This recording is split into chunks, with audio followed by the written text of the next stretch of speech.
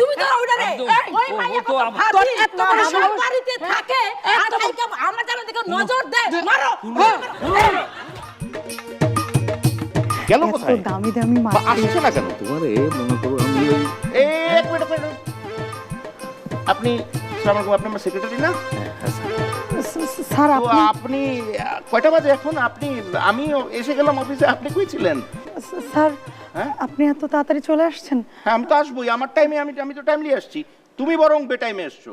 ওই সে কি দাদা হ্যাঁ। শুনেন আমি কই মানে আজকে তো চান না তো? বুঝছেন না তো আমি দেখলাম এই মেয়েটা এখানে একা একা বয়ে আছে কইলাম যে চলো তোমার একটু মার্কেটিং করে দিই তুমি মার্কেটিং করতে নিয়ে গেছিল বাহ, ওনাকে? হ্যাঁ কেন আপনার বউ নাই?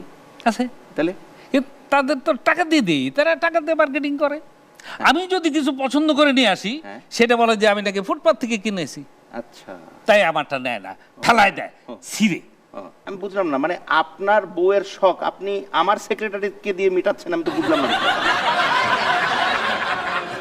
স্যার আমার কোনো দোষ নাই, কালু ভাই অনেকবার সাদাসাদি করলো তাই আমি না বলতে পারি নাই। ও, কালু ভাই? Sorry sorry Kalu uncle. বিশ্বাস করেন স্যার আমি যেতে চাইনি, উনি মিথ্যা বলতেছে, আমাকে জোর করে নিয়ে গেছে। জোর কে কাকে কোথায় জোর করে নিয়ে গেছে? হ্যাঁ না, ব্যাপারটা হচ্ছে কি ওরকম জোরাজোরি কিছু না, শুনলাম যে আপনাদেরকে বলে শপিং টপিং করায়, কিন্তু আপনাদের বলে শপিং গুলো পছন্দ হয় না, মাঝখান থেকে আপনারা ওই শপিং গুলো উনি যখন করে দেন আর আপনারা বলে ওই জামা কাপড় গুলো ছিঁড়ে ফেলে দেন, পোড়ায় ফেলেন। গাহা মিথ্যা কথা, এত বড় মিথ্যা কথা তুমি বলছো? দেখেন না, দেখেন ওই যে শপিং। দেখি কি শপিং করছে? ওরে বাপ রে বাপ, এটা কি দামের শাড়ি, এটা তো বিয়ার শাড়ি। জীবনে কোনোদিন দিয়েছে আপনাকে এরকম না, শাড়ি? না না ওর তো বিয়ের সামনে হ্যাঁ এলে করে কিনে দিচ্ছি বিয়ার শাড়ি তুমি কিনবা কিসের জন্য? হ্যাঁ বুদ্ধিমতী তো।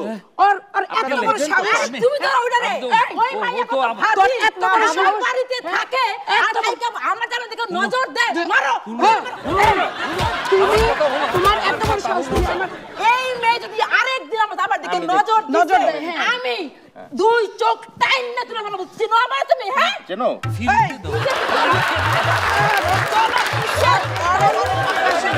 আপনারা কিন্তু ভালোই জানতাম এই সানরাইতের বেটা দুলার ব্যবস্থা করে দিবেন বাকি তুমি চিন্তা করো না তোমার মার্কেটিং করেই দিব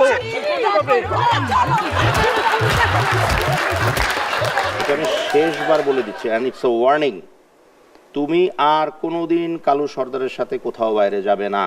বিশ্বাস করেন স্যার কালু ভাই অনেকবার সাদাসাদি করে, সরি কালু আঙ্কেল অনেকবার সাদাসাদি করে নিয়ে যায়, শুধু আসে আমাকে তুমি চলো এখানে চলো ওখানে চলো, শুধু এগুলো বলে।